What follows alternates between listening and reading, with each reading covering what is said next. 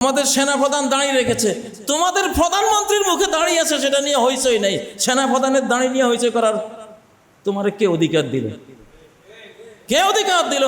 তোমার যদি শিখ সৈনিকরা পাগড়ি বেঁধে দাঁড়িয়ে রেখে তোমার ভারতীয় সেনাবাহিনীতে চাকরি করতে পারে, আমার সৈনিক, আমাদের সেনাবাহিনীর লোকেরা তারা দাঁড়িয়ে রাখবে, প্রয়োজনে পাগড়িও বাঁধবে, প্রয়োজনে শেরওয়ানিও পরবে, তোমার বলার কি? আগের দিন এখন আর নাই। আমার খলিফাদের নামে সেনা কোম্পানি হবে, খলিফাদের নামে হবে, খালেদ বিন ওলিদের নামে হবে, বড় বড় যোদ্ধা রণবীরদের নামে হবে, ইনশাল্লাহ হবে। কারো কিছু বলার কোনো অধিকার নাই। এটা আমাদের স্বাধীনতা। স্বাধীনতার নামে ইসলাম। স্বাধীনতা আর ইসলাম একই জিনিস। কেন একই জিনিস? ইসলাম বলে তুমি শুধু তোমার মাবুদের সামনেই অবনত, আর কারো সামনে অবনত হওয়ার সুযোগ নাই। এইটাই তো স্বাধীনতা। হযরত খালেদকে মিশরের বাদশা দাওয়াত দিয়েছিল, স্বর্ণের গেট বানিয়েছে। খালেদের উচ্চতা মেপেছিল কতটা লম্বা, তার থেকে 1 বিঘত নিচু করে স্বর্ণের গেট বানিয়েছে। স্বর্ণ দিয়ে বানিয়েছে যাতে খালেদ এটা ভাঙ্গার সাহস না করে। এটা যাতে 1 বিঘত নিচু হয়ে ঢুকতে হবে, তার মানে শিরিক করে ঢুকতে হবে, তাহলে খালেদ পরাস্ত হয়ে যাবে। শিরিক করলে পরাস্ত হয়ে যাবে। এটা সামরিক যাত্রা। সামরিক যাত্রায় সূক্ষ্মাতি সূক্ষ্ম জিনিস খেয়াল রাখতে হয়। খালেদ মাথা উঁচু করে যাচ্ছেন, দেখলেন যে স্বর্ণের গেটটা এখানে ঠেকছে। সৈনিকদেরকে বলেন ভাঙ্গো এটা। মুহূর্তে ভেঙ্গে স্বাধীন উন্নত মমশির হয়ে ঢুকলেন। আল্লাহু আকবার। আমরা হায়ার ডাইমেনশনে থাকি রাতের বেলা। হায়ার ডাইমেনশন, 5 মাত্রা, যেখানে কোনো সময় নাই, আগ পাস নাই, যেখানে অতীতের দিকে ভ্রমণ করা যায়, ভবিষ্যতের দিকে ভ্রমণ করা যায়, যেখানে এত বড় পাওয়ার, সেকেন্ডে crore crore billion light year পার করা যায়। আমরা সেই জাতি, আমরা সেই মুসলিম। আমাদের আকাশে যাওয়ার অ্যাক্সেস আছে, তোমাদের তো আকাশে যাওয়ার অ্যাক্সেস নেই। কারণ মেসকিনরা আমাদের সাথে কি লড়াই করবি, কি যুদ্ধটা কি করবি? আমরা তো ঘুমে যুদ্ধের ময়দানে যে স্মরণ করো মুসলিমরা, হ্যাঁ আমার সাহাবীরা, নবী সাহাবী সহ বদরের দিনে কিচ্ছু নাই, 313 জন, দুর্ধর্ষ 1000 সশস্ত্র সৈনিক যুদ্ধের ময়দানে আল্লাহ তাআলা একটু ঘুম চাপিয়ে দিছে। নুয়াস, তন্দ্রা। সাহাবীরা বলেন আমার হাতের তলোয়ার পড়ে গেছে। যুদ্ধের মাঠে আকাশ থেকে চাপিয়ে দেওয়া হয়েছে তন্দ্রা। এক পলক ঝপকতে, চোখের পলকে এক আধ্যাত্মিক জার্নি করে মহাকাশের অ্যাক্সেস নিয়ে, আল্লাহ থেকে সাহায্য নিয়ে রূহগুলি নামিয়ে আসছে সাহাবীদের। খালি হাতে এমন লড়াই করছে, অকল্পনীয় ভাবে তারা জয়ী হয়ে গেছে। তা আমাদের তো যুদ্ধ হবে এরকম। তা হায়ার ডাইমেনশনে চলি। তোদের মতো 3Dর মধ্যে আবদ্ধ মানুষ তো না। তোরা আকাশে যাইতে চাইলে ফেরেশতারা মুখ থাপড়ে ওখান থেকে বিদায় করে দে, যা নিচু কোথাকার, আসফালা সাফিলিন ওয়া আনতুমুল আ'লাউন। তোমরা হলে এলিয়ন। আ'লাউন 124 নম্বর আয়াত সূরা আলে ইমরান। তোমরা হায়ার ডাইমেনশনের উচ্চ জগতে যাওয়ার অ্যাক্সেস রাখো। চক্কের পলকে ঘুমের ঘরে চলে যাইতে পারো, আবার আসতে পারো, পাওয়ার নিয়ে নামতে পারো, 1 জন 10 জনকে হারাতে পারো।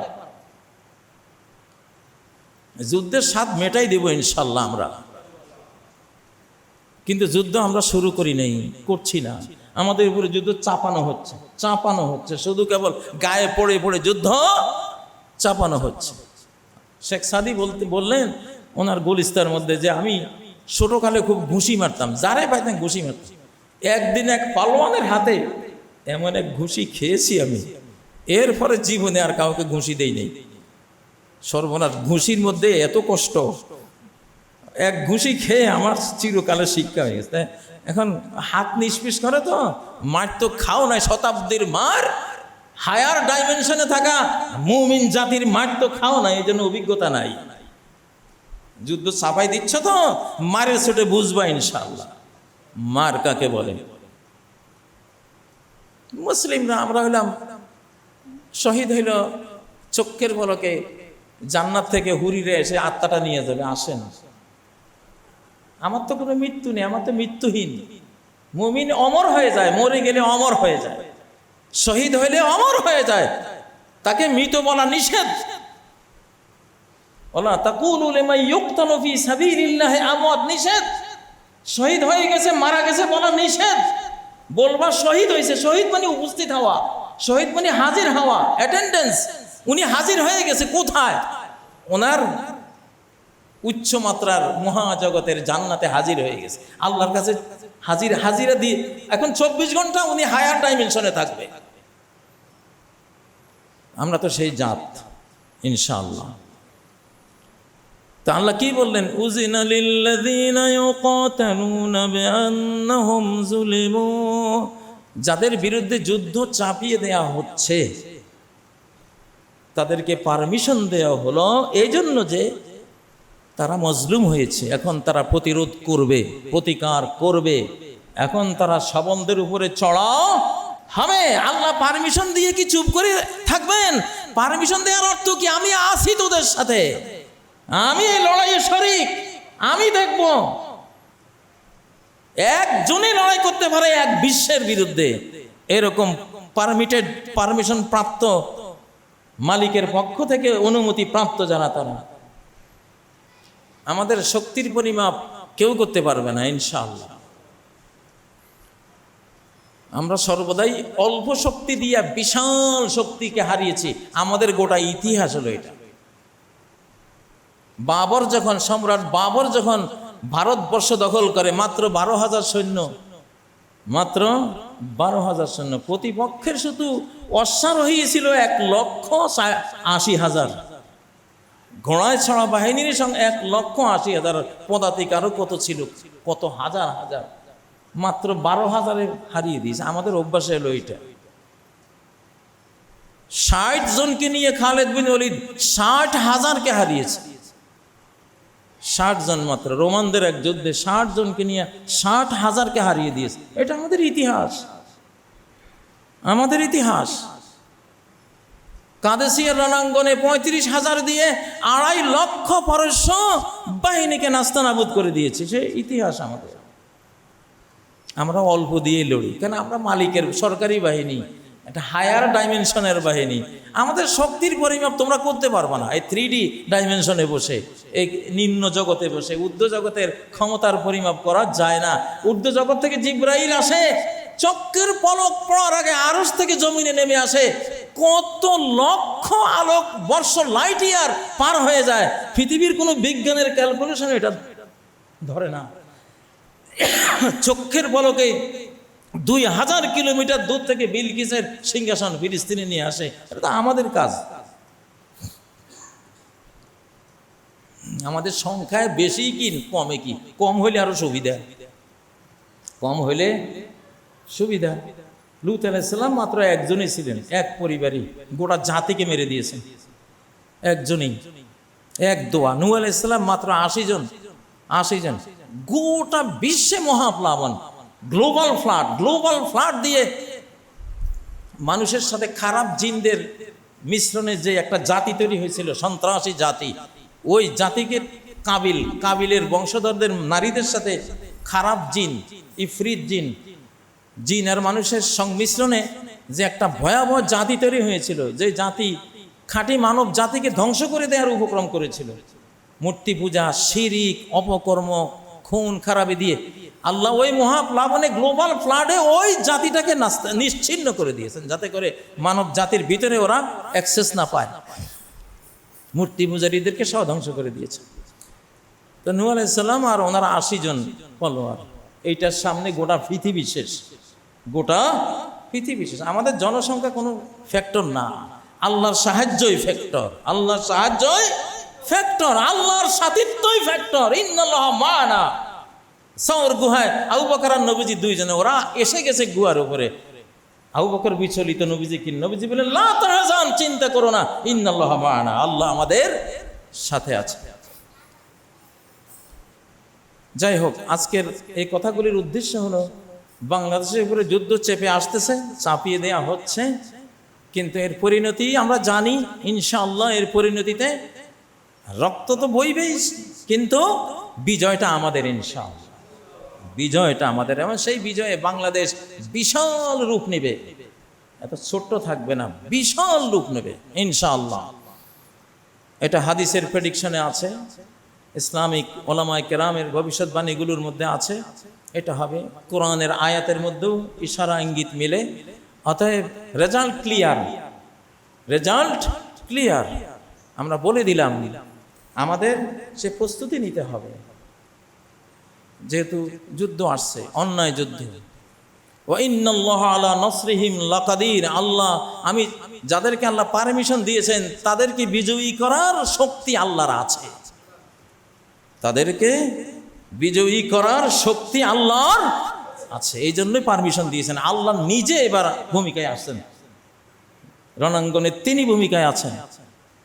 ওলাউলাদ আল্লাযীনা উখরিজু মিন দিয়ারিহিম বিগাইরি হাক্কিন, যাদেরকে তাদের ঘর বাড়ি থেকে বের করে দেওয়া হয়েছে সম্পূর্ণ অন্যায়ভাবে, শুধু একটা কারণে, যে ইল্লা ইয়াকুলু রাব্বুনাল্লাহ, তারা নিজেদের মাবুদ আল্লাহকে মানে, লা ইলাহা ইল্লাল্লাহ বলে, আমাদের রব আল্লাহ এইটা বলে। কেন মূর্তি পূজা করে না, কেন আল্লাহকে মানে, এটাই দোষ, আর কোনো দোষ নাই। আজকে পুশিনগুলি যে হচ্ছে ভারতীয় সীমান্ত থেকে, গোটা মুসলিম উম্মাকে বের করে দেওয়ার যে ষড়যন্ত্র হচ্ছে, দোষটা কি? ওরা কি সন্ত্রাসী? মিথ্যা কথা। ওরা কি জঙ্গি? মিথ্যা কথা। ওরা কি উড়ে এসে জুড়ে বসেছে? মিথ্যা কথা। এরা শত শত বছর থেকে এই দেশে, হিন্দ যে মুসলিমের নাম, উনি নূহ আলাইহিস সালামের নাতির নাম হিন্দ, উনিও মুসলিম ছিলেন।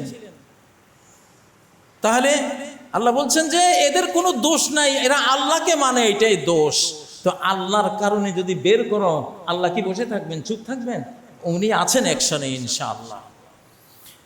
এরপরে আল্লাহ বলেন, ওয়ালাউলা দাফাউল্লাহিন নাস বা'দাহুম বিবা'দ, যদি আল্লাহ মানুষদের এক দল দিয়ে আরেক দলকে, এক অংশকে আরেক অংশ দিয়ে প্রতিহত না করতেন, লাহুদ্দিমাত সাওয়ামে ওয়া বিয়া, যত গির্জা আছে, ফেগোডা আছে, যত ইবাদতখানা আছে, যত মসজিদ আছে যেখানে আল্লাহকে ডাকা হয়, তাহলে ওই জালিমরা আল্লাহর ইবাদতখানাগুলি সব ধ্বংস করে দিত। এই জন্য আল্লাহ প্রতিরোধ যোদ্ধা হিসাবে মুসলিমদেরকে আনেন। দেখেন না, ভারতে ৪৫ দিনে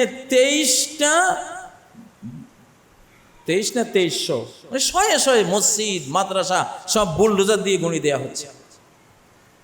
এখন প্রতিরোধ না করলে আল্লাহর ইবাদতের জিকিরের জায়গাগুলি সব এরা গুঁড়িয়ে দিবে, ভারতের গুলি গুঁড়িয়ে বাংলাদেশের দিকে হাত বাড়াবে, ঠিক নয় কি? এই জন্য প্রতিরোধ যুদ্ধ এখন ফরজ। প্রতিটি মুসলিমকে, ভারত বিরোধী যোদ্ধারা যেহেতু জান্নাতি, জাহান্নাম থেকে মুক্ত, এই সুযোগ সবাইকে নিতে হবে ইনশাআল্লাহ। আমি আবারও বলছি, যুদ্ধ আমরা করছি না, তারা চাপিয়ে দিচ্ছে। আমরা প্রতিরোধ আমরা করছি, আমরা করবো ইনশাআল্লাহ। বাংলাদেশ করবে, বাংলাদেশের জনগণ, সেনাবাহিনী, সরকার এক পায়ে দাঁড়িয়ে সবাই প্রতিরোধ করবে ইনশাআল্লাহ। আল্লাহ তাআলা সাহায্য করবেন। সাহায্যের 4টা শর্ত দিয়েছেন। আল্লাযীনা ইম্মাক্কান্নাহুম ফিল আরদি আকামুস সালাহ, আমি জমিনে ওদেরকে ক্ষমতা দিলে ওরা সালাত কায়েম করে দেয়। আলহামদুলিল্লাহ, বাংলাদেশের অধিকাংশ মানুষ এই সালাতের দিকে আসতেছে আলহামদুলিল্লাহ। সব অফিসে, আদালতে, বিদ্যালয়ে, সর্বত্রই সালাত। একসময় দেখি নাই, একসময় সালাত খুব অবহেলা করা হতো, এখন আলহামদুলিল্লাহ ব্যাপক হারে মানুষ সালাত মুখী। ও আতাউজ যাকাত, তারা যাকাত দেয়। ও আমারু বিল মারুফ, 2টা জিনিস বাকি আছে, যেই কোনো সৎ জিনিসের আদেশ দেয়া, ভালোর আদেশ দেয়া এবং খারাপের নিষেধ দেয়া, এইটা আমাদের আনতে হবে। তাহলে আমরা সাহায্যপ্রাপ্ত হব, কোনো বাধাগ্রস্ত হবে না আল্লাহর সাহায্য ইনশাআল্লাহ, এবং বিজয় আমাদের কপালে লেখা ইনশাআল্লাহ। আমরা দুর্বল হলে আল্লাহ কি দুর্বল? কখনো না। আমরা তো মাবুদের বলেই বিজয়ী হব ইনশাআল্লাহ। আল্লাহ বাংলাদেশকে রক্ষা করুন।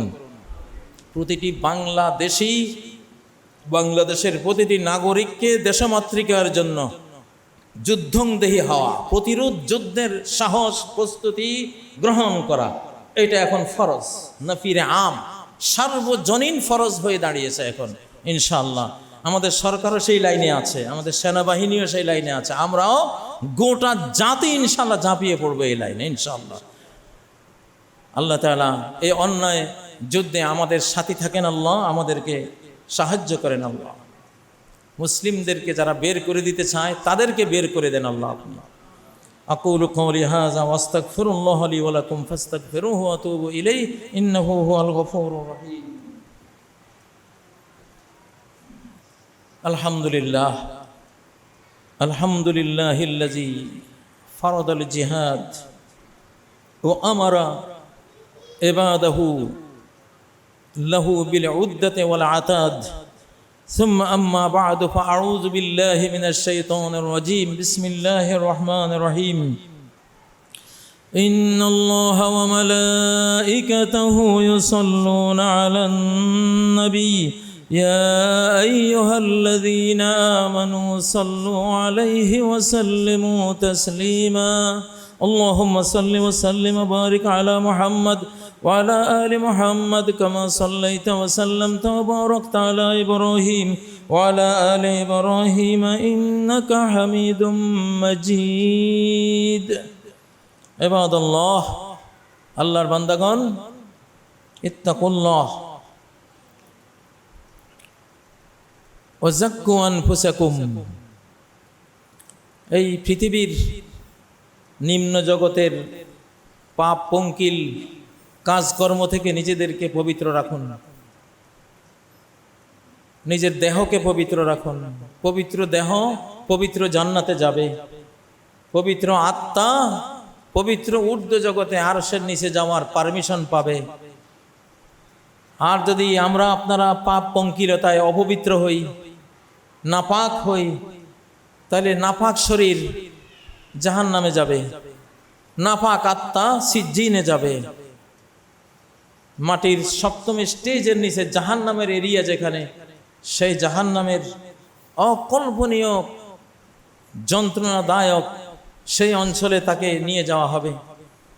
এজন্য বর্তমান সারা বিশ্বে যে পাপাচার ছড়িয়ে আছে এগুলো থেকে নিজেকে পবিত্র রাখুন, নিজের মন পবিত্র রাখুন, আত্মা পবিত্র রাখুন, নিজের দেহকে পবিত্র রাখুন, হারাম খাদ্য খাবার থেকে নিজেকে পবিত্র রাখুন। ইন্নাল্লাহা তাইয়্যিবুন, আল্লাহ নিজে পবিত্র, লা ইয়াকবালু ইল্লা তাইয়্যিবা, পবিত্র ছাড়া কাউকে তিনি বরণ করেন না। মুসলিমরা পবিত্র সৈন্যবাহিনীর মতো। দাজলা নদীতে ৬০,০০০ পবিত্র সৈন্য নিয়ে সাদ ইবনে আবি ওয়াক্কাস রাদিয়াল্লাহু আনহু, যখন কোনো নৌকা নাই, জাহাজ নাই, খরস্রোতা, প্রচণ্ড খরস্রোতা দজলা নদী, দজলা ফরাত, এগুলি জান্নাত থেকে প্রবাহিত হয়েছে। দুনিয়ার পাহাড়ি অঞ্চলে জান্নাত থেকে নামে, আর পাহাড় থেকে সেই আরব ভূখণ্ডে প্রবাহিত হয়ে এগুলো সাগরে গিয়ে মেশে। সেই খরস্রোতা দজলা নদী পার হবে ৬০,০০০ বাহিনী। সাদ ইবনে আবি ওয়াক্কাস জিজ্ঞাসা করলেন, তোমাদের মধ্যে ভারী কেউ আছো? ৬০,০০০ সৈন্য, সবাই বলল না, ভারী কেউ নাই। ভারী মানে পাপের বোঝায় ভারী। ৬০,০০০ সৈন্য বলল একজনও ভারী নাই। তাহলে বিসমিল্লাহ, লাফাও, এবার দজলার বুকে লাফ দাও। ঘোড়া নিয়ে, গাদা নিয়ে, খচ্চর নিয়ে পায়ে হেঁটে ঝাঁপাই পড়ল। আল্লাহু আকবার। যেখানে যেখানে ঘোড়া ক্লান্ত হয়ে গেছে, নিচ থেকে মাটি উঠে ঘোড়ার পায়ের নিচে আশ্রয় দিয়েছে। আল্লাহু আকবার। হেসে খেলে জিকির করতে করতে তারা ওই পারে গিয়ে উঠল। আর পারস্যের বাহিনী দেখলো এইটা কিভাবে সম্ভব, এরা তো মানুষ না, এরা তো অতি মানব, এদের সাথে যুদ্ধ করতে পারা যাবে না। নদী পার হওয়ার কন্ডিশন দেখে সব পালিয়েছে, সব ফেলে। কিন্তু শর্ত একটাই, ভারী কেউ নাই, সবাই কি হালকা, উঠতে পারে, আকাশে ঘুমাইলে আকাশে চলে যায়। তা আল্লাহ তাআলা আমাদেরকে পাপের বোঝা থেকে হেফাজত করুন। আত্মার আধ্যাত্মিক স্পিরিচুয়াল পাওয়ারে আমাদেরকে তিনি ওজন শূন্য করে দেন, ওজনহীন করে দেন, ভরহীন করে দেন। আত্মার কোনো ভর নাই, সে মহাকাশ পাড়ি দেয় চক্ষের পলকে। আল্লাহ তাআলা সেরকম আত্মা আমাদেরকে দান করুন, পবিত্র আত্মা দান করুন। ইয়া আইয়াতুহান নাফসুল মুতমাইন্নাহ, ওহে প্রশান্ত পবিত্র আত্মা, ইরজি ইলা রাব্বিক, রবের দিকে ফিরে যাও, তোমার রবের দিকে ফিরে যাও। ফাদখুলি ফি ইবাদি, আমার বান্দাদের সমাবেশে প্রবেশ করো। ওয়াদখুলি জান্নাতি, আমার জান্নাতে চলে আসো। আল্লাহ তাআলা আমাদের তৌফিক দেন। আল্লাহ তাআলা আমাদের মা বাবাকে ক্ষমা করেন, আমাদের মুরব্বিয়ানে কেরামকে ক্ষমা করেন, জিন্দা মুর্দা সকল মুমিন মুমিনা মুসলিম মুসলিমাকে ক্ষমা করেন। আল্লাহ তাআলা বাংলাদেশে বহুদিন আমরা যুদ্ধের সওয়াব থেকে, প্রতিরোধ যুদ্ধের পুরস্কার থেকে বঞ্চিত হয়ে আছি। আল্লাহ এবারে সবাইকে এই সওয়াবের ভাগী করেন। আল্লাহ এই সওয়াব অর্জনের জান্নাত কিনাকাটার একটা মার্কেট তৈরি করে দেন আল্লাহ তাআলা। ওরা তো আমাদের উপরে চাপিয়ে দেবেই, আমরা প্রতিরোধ করবই এবার ইনশাআল্লাহ। আপনি আমাদের সাথে থাকেন, আপনার ফেরেশতা 5000 এঞ্জেল ফোর্স আমাদের জন্য নাজিল করে দেন আল্লাহ। যে 5000 এঞ্জেল ফোর্স বরাদ্দ আছে যুগে যুগে মুমিনদের জন্য, আল্লাহ তাদেরকে নাজিল করে দেন আল্লাহ। আল্লাহ আমাদেরকে পবিত্র খাবার, হালাল খাবার গ্রহণ করার তৌফিক দেন, সুন্নাহ মতো জীবন যাপন করার তৌফিক দেন, আপনার সন্তুষ্টি মতো সমুন্নত মুমিনদের মতো জীবন যাপন করার তৌফিক দেন। আউযু বিল্লাহি মিনাশ শাইতানির রাজীম, বিসমিল্লাহির রহমানির রহিম। ইন্নাল্লাহা ইয়া'মুরু বিল আদলি ওয়াল ইহসানি ওয়া ইতা'i যিল কুরবা ওয়া ইয়ানহা আনিল ফাহশাই ওয়াল মুনকারি ওয়াল বাগই ইয়া'যুকুম লা'আল্লাকুম তাযাক্কারুন।